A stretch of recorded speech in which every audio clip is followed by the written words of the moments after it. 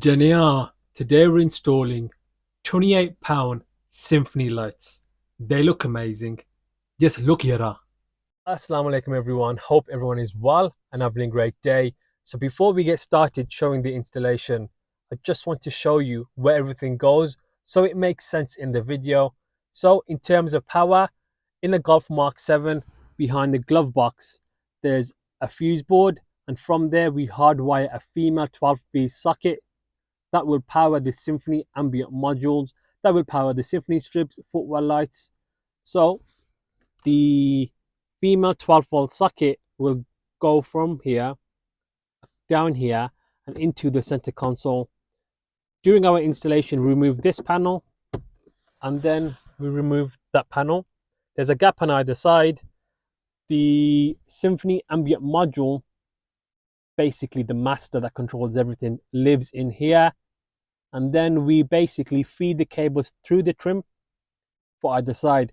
So for the passenger side, we bring across 3 cables, one which goes here, one which goes into the front passenger door, and one which goes into the rear passenger door.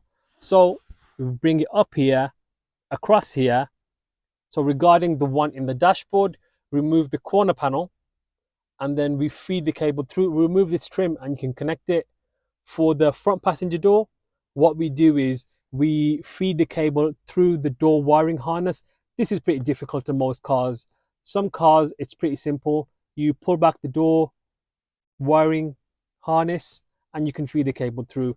Some door connectors are quite thick, so you can't really feed the cable through, in which case you will probably need to break part of your door connector. What I normally do is get a Dremel and just take off a corner of it and then feed the cable through. So up here, across here, into the door connector, and then across into the actual door card itself. And then for the rear doors, we bring it down here, across here, up this pillar, and then again we feed it into the door wiring loom, door connector, and into the rear doors. Regarding footwells, it goes up here, one goes to the front, and the rear one goes across here, hidden in the trim and under the passenger seat.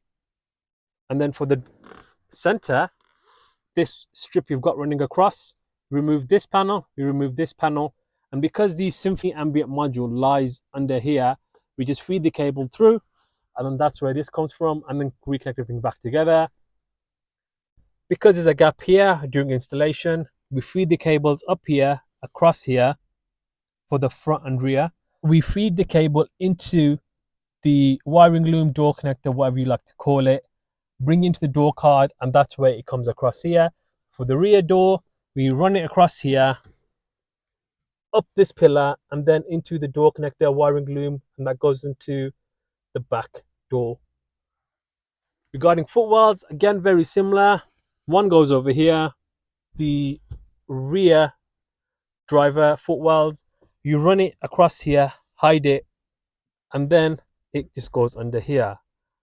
And that's where everything goes. So when you watch the video, everything should make sense. So let's get started with the installation. Make sure you have your Symphony kit as well as your 12-volt female socket with the fuse stop. If you want to know how to find the correct fuse, check out the previous video. So we take off the old fiber optic lights, remove the panels from both sides of the center console, hardwire the 12-volt female socket, feed the cables on both sides of the car. So the dashboard ambience, take the side panel off, route the cable to behind the trim for the door, feed the cable into the door connector and across the wiring harness loom, add the Symphony strips in the door cards.